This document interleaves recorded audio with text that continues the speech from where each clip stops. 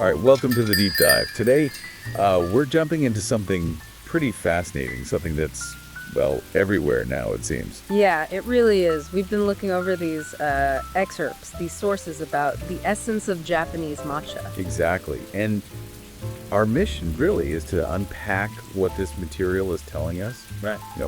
What is matcha? Where's it from? The process, and why it's considered so significant. And why it's suddenly taken off globally, right? The sources touch on that too. Right.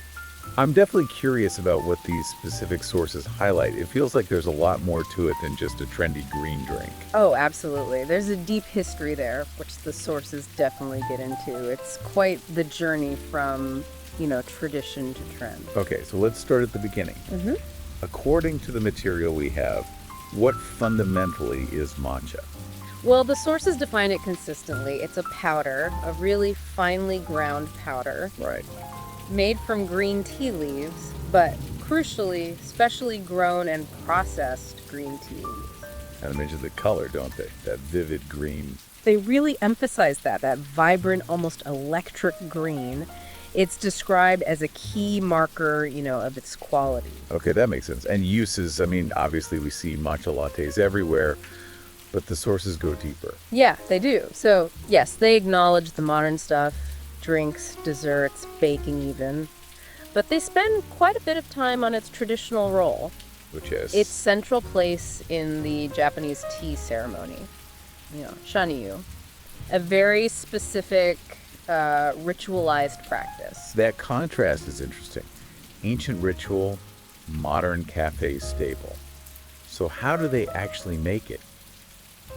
The sources must detail that process. It sounds specific. Oh, it's very specific according to these excerpts. It starts way before grinding. The tea plants are shade grown for several weeks before harvest. Shade grown, why? Well, the sources say this boosts chlorophyll, hence the bright green color, and also amino acids like L-theanine, which affects the flavor and other properties. Okay, interesting. And after harvesting? They're steamed quickly.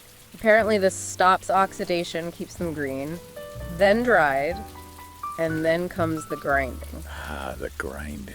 Yeah, and it's not just any grinding. The sources mention stone grinding very slowly into the super fine powder. They even use the term grounding the leaves. It's all about that final powder form. Wow, okay. Shade growing, steaming, stone grinding, that sounds intensive. Yeah. And the sources tie this firmly to Japan. Absolutely. They trace its origins and development directly to Japan's really long history with tea. We're talking centuries. Right. Tea isn't just a drink there, according to these sources. It has deep cultural, even spiritual importance. Matcha, especially through the tea ceremony, kind of became the ultimate expression of that. So the why Japan is about this deep cultural embedding of tea itself. Makes sense. What about why people value it now? Beyond tradition, do the sources mention benefits?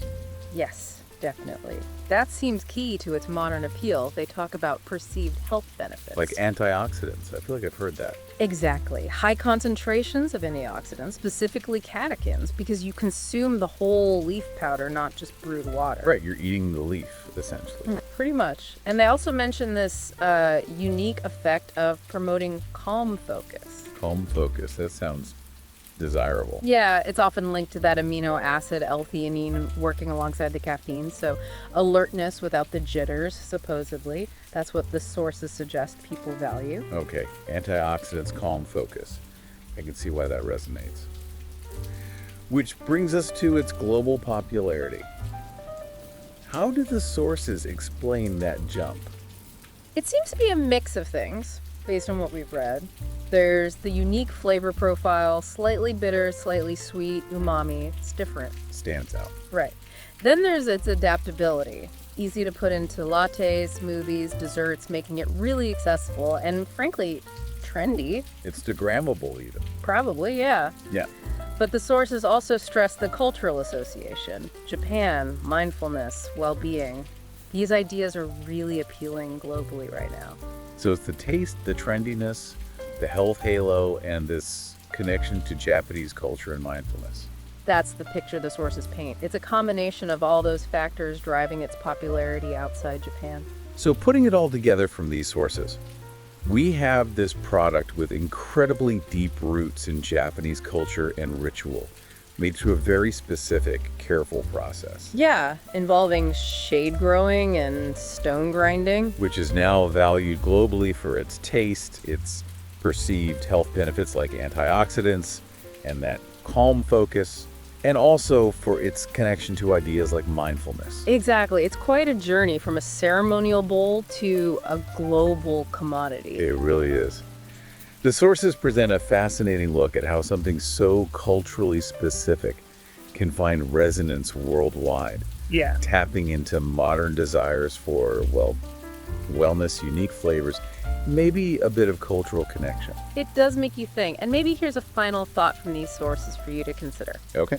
Given how matcha's global popularity is so often linked, at least in marketing, to things like traditional ceremonies and mindfulness, what does that intense interest really tell us about what people might be searching for in our, very fast-paced modern lives?